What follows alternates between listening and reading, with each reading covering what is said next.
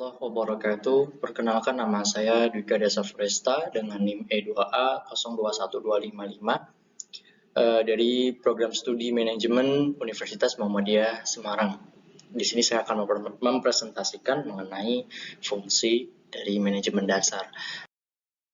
Ya, dimulai dari definisi manajemen bahwa ilmu manajemen merupakan kumpulan disiplin ilmu sosial yang mempelajari dan melihat manajemen sebagai fenomena dari masyarakat modern, di mana fenomena masyarakat modern itu merupakan gejala sosial yang membawa perubahan terhadap organisasi. Nah, ada faktor-faktor dari gejala sosial ini, mungkin itu bisa berasal dari kemajuan teknologi yang ada, terus atau mungkin dari persaingan satu sama lain, terus tuntutan dari masyarakat, atau mungkin dari kebijakan policy atau kebijakan politik pemerintah, dan juga mungkin dari pengaruh dunia internasional. Ilmu manajemen itu juga merupakan suatu proses perencanaan, pengorganisasian, pengarahan, dan pengawasan, serta usaha-usaha para anggota organisasi dan penggunaan sumber daya organisasi lainnya agar tercapai tujuan organisasi yang telah ditetapkan. Nah, fungsi manajemen sendiri itu ada 4 secara umum atau secara garis besar. Pertama, ada perencanaan atau planning, pengorganisasian atau organizing, penggerakan atau actuating, ya, atau pengarahan juga di sini. Terus pengawasan atau controlling. Yang pertama, perencanaan. Ya, pembahasan pertama, fungsi manajemen perencanaan. Apa itu perencanaan? Bahwa perencanaan itu adalah penentuan serangkaian tindakan untuk mencapai suatu hasil yang diinginkan. Atau perencanaan atau planning itu dirumuskan sebagai penetapan tujuan, policy, prosedur, budget, dan program dari suatu organisasi. Nah, jadi sebelum seorang manajer itu dia melakukan fungsi manajemen yang lainnya, entah itu mengorganisasikan, mengarahkan, mengawasi, gitu ya. Jadi seorang manajer itu harus membuat adanya rencana yang memberikan tujuan dan arah dari organisasi itu sendiri.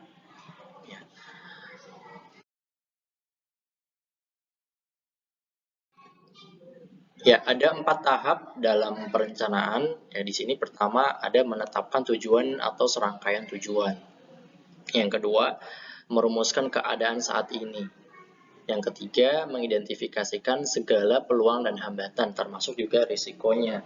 Dan yang keempat, mengembangkan rencana atau serangkaian kegiatan dalam upaya untuk pencapaian tujuan dari organisasi itu sendiri. Yang kedua, masuk ke fungsi manajemen selanjutnya, yakni pengorganisasian.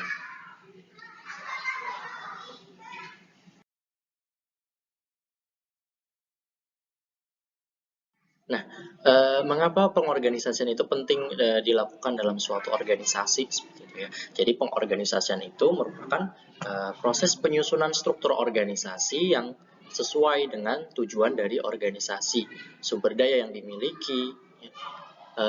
Di sini ada sumber daya alam atau sumber daya manusia, dan lingkungan yang melingkupinya. Nah, di dalam pengorganisasian itu terdapat 2 aspek utama yang menunjang dari dibentuknya susunan struktur organisasi. Itu ya. Pertama ada departementalisasi dan juga ada pembagian kerja. Ya, pertama departementalisasi. Departementalisasi artinya adalah pengelompokan kegiatan kerja organisasi agar kegiatan sejenis dapat dikerjakan bersama. Nah, contoh konkretnya dari departementalisasi, contoh spesifiknya dari departementalisasi itu adalah mungkin dibuatnya bagan dalam organisasi. Ini fungsinya ya untuk mengelompokkan kegiatan kerja yang serupa, kegiatan kerja organisasi yang memiliki kegiatan yang memiliki kesamaan, itu sehingga dapat dikerjakan bersama-sama nantinya. Yang kedua ada pembagian kerja. Pembagian kerja itu artinya perincian tugas pekerjaan agar setiap individu bertanggung jawab terhadap tugas yang diberikan. Nah, proses pengorganisasian itu sendiri di sini ada 3. Yang pertama perincian, artinya memerinci atau perincian seluruh pekerjaan yang harus dilakukan agar mencapai tujuan. Yang kedua pembagian beban kerja, di mana pembagian beban kerja ini yang diberikan itu sebaiknya tidak terlalu berat atau membebani dan tidak terlalu ringan serta bersifat efisien. Yang ketiga, pengadaan dan pengembangan dari mekanisme kerja, artinya adanya koordinasi satu sama lain seperti itu, pekerjaan menjadi kesatuan yang terpadu dan harmonis serta mengurangi ketidakefisiensian dan konflik yang ada. Nah, tadi berdasarkan pertanyaan mengapa pengorganisasian itu penting ya. Jadi pengorganisasian sendiri itu dilakukan itu dengan tujuan supaya dapat mempermudah manajer dalam melakukan pengawasan atau controlling dan menentukan orang atau siapa yang dibutuhkan untuk melaksanakan tugas yang sudah dibagi tersebut sesuai dengan skill atau keterampilan yang dimiliki. Nah, fungsi dari pengorganisasian juga dinilai penting karena dapat membantu mewujudkan dari struktur organisasi itu supaya lebih jelas, dapat mendeskripsikan tugas dengan jelas, terus wewenang dan tanggung jawab juga diberikan dengan jelas, dan dapat memperlihatkan antar tugas setiap unit organisasi serta sumber daya manusia yang diperlukan juga dapat diketahui dengan jelas. Ya, yang ketiga adalah fungsi manajemen pengarahan, penggerakan atau activity. Pengarahan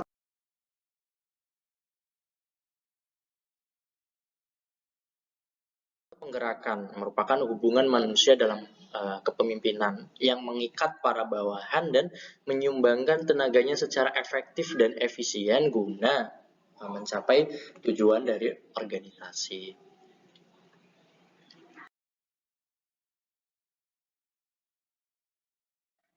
Nah, cara-cara pengarahan, ya, cara pengarahan atau penggerakan itu pertama dengan cara bersifat orientasi, artinya pengarahan dengan memberikan informasi yang diperlukan saja seperti itu. Dan yang kedua perintah secara langsung tanpa perantara, artinya permintaan dari pimpinan atau atasan kepada bawahannya secara langsung.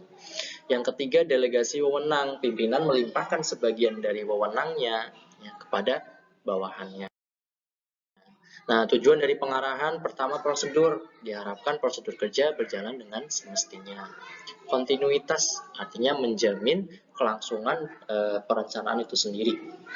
Yang ketiga untuk menghindari mangkir, ya dengan adanya arahan ya sebisa mungkin bisa menghindari itu ya. Diharapkan bisa menghindari adanya kemangkiran yang tidak berarti. Dan yang terakhir disiplin, ya untuk menunjang disiplin, artinya disiplin kerja yang terbina akan memberikan dampak positif. Ya, fungsi yang terakhir adalah pengawasan atau controlling. Ya. Mengapa pengawasan perlu dilakukan? Ya, dari definisinya sendiri bahwa pengawasan itu merupakan proses tujuan untuk menjamin bahwa tujuan dari organisasi itu dapat tercapai. Ya, jadi untuk menjamin. Nah, yang kedua, usaha sistematik untuk menetapkan standar pelaksanaan dengan tujuan perencanaan, membandingkan kegiatan nyata dengan standar yang ditentukan sebelumnya.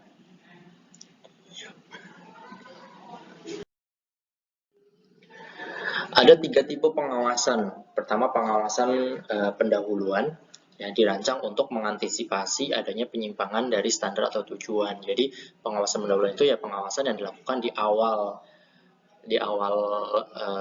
sebelum suatu pekerjaan itu atau kegiatan itu dilaksanakan. Yang kedua, pengawasan yang dilakukan bersamaan dengan pelaksanaan kegiatan. Ya, ini sifatnya berbarengan. Dan yang ketiga, pengawasan umpan balik dengan cara mengukur hasil-hasil dari suatu kegiatan yang telah diselesaikan. Ini pengawasan yang bersifat akhiran atau pengawasan yang dilakukan setelah pelaksanaan kegiatan itu selesai. Nah, pengawasan umpan balik ini dia sifatnya adalah evaluasi. Jadi mengevaluasi, menilai seberapa jauh perencanaan itu telah dilaksanakan atau rencana itu telah direalisasikan dengan baik seperti itu. Ya, mungkin itu dari saya mengenai fungsi dari manajemen dasar. Mohon maaf apabila banyak kesalahan kata yang kurang berkenan. Semoga bermanfaat. Sekian dari saya. Wassalamualaikum warahmatullahi wabarakatuh.